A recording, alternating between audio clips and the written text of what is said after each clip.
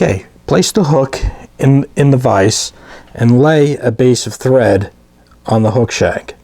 And we want to start behind the eye, about 1 eye length bank, but we just want to lay a nice base of thread on the hook shank. Cut the tag off.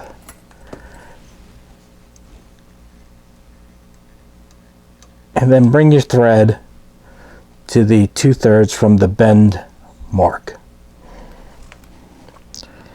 Next, you have to stack some white calf tail, and you want to make sure that the length of this wing post is going to be the shank of the hook. So stack it, measure it, and then transfer it right to where you left your thread, and secure that right into place using pinch methods, holding the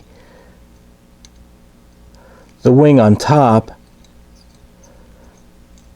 And using a pinch method will guarantee that the materials will stay on the top, and then trim at an angle. Now take your thread and lift the wing upright. So I'm going to bring it up a little more, and I'm going to put a jam knot or thread dam, whatever you want to call it, to keep the wing upright.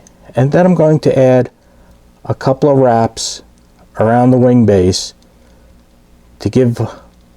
What's going to happen is when I secure the hackle, I would like this to be a little hardier so that the hackle won't flip over.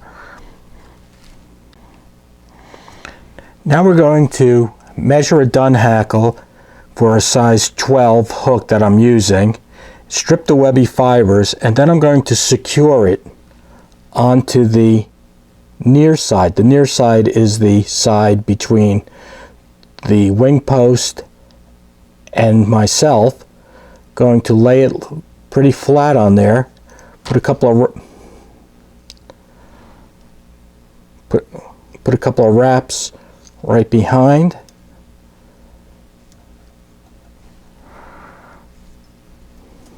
Trim the stem off. And then what I like to do is raise the hackle up and ride it on up the wing post, so that when I pull it, I'm going to start up higher, and then I'm going to bring my thread to the bend of the hook.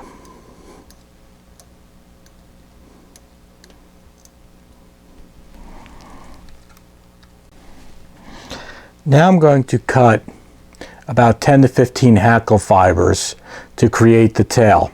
And the tail is going to be as long as the shank of the hook. So I measure it, and then I'm going to transfer it to the bend of the hook and secure it in place using the pinch method. One of the tricks I've even learned is to pass the thread underneath the tail, and now it'll stand up pretty straight. Now I'm going to double body, starting at the bend of the hook. I'm using the pink dubbing fur, superfine Hendrickson pink. I'm just going to dub the body, and I use very little when I apply the fur to the thread, when I twist it to make the dubbing.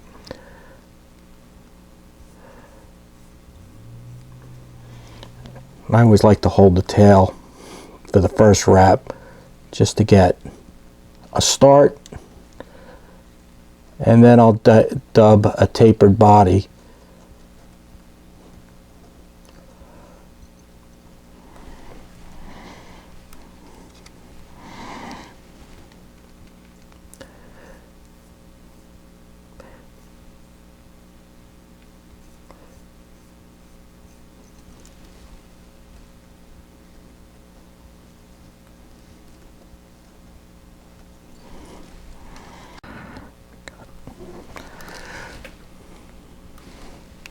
So, what makes a Parachute dry fly so special. The body is flush when it's on the water, on the surface of the water. The fly floats down to the water when it's cast, because the hackles are on a horizontal plane. Great.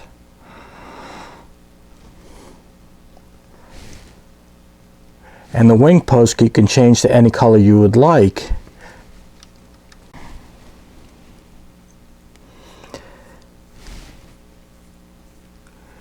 So you can change the wing post to an orange so that you could see it better. White, red, blue.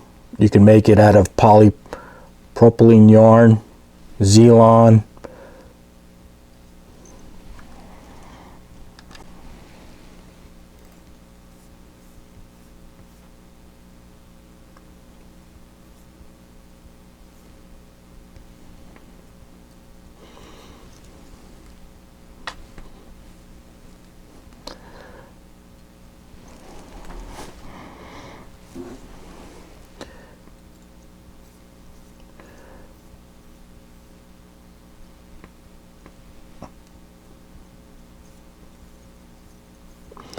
And what you want to do is in front of the wing, dub, but we want to make sure that we leave room behind the eye to do the whip finishing and secure the hackle. So I'm just going to add a little more dubbing fur in front of the wing.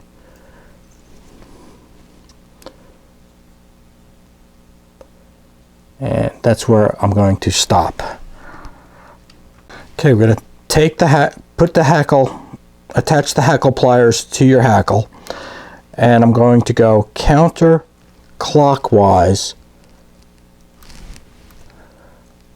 around the post.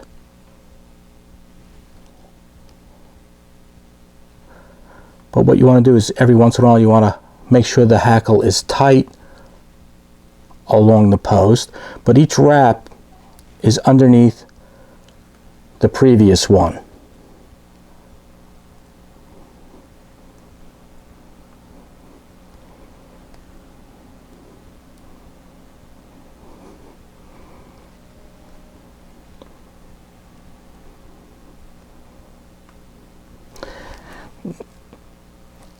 Then I'm going to just take my thread, and it's like brushing a dog, the fur in the same direction.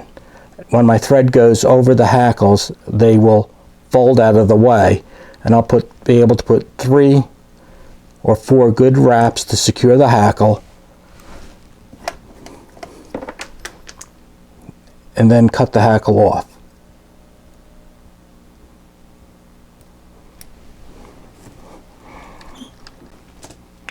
Now we'll take our whip finishing tool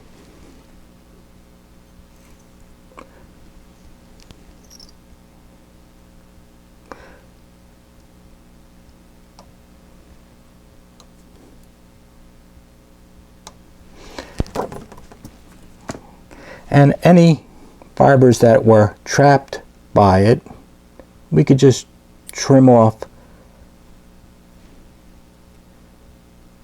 Make sure the hackle's in place, and at this point we can even put a drop of head cement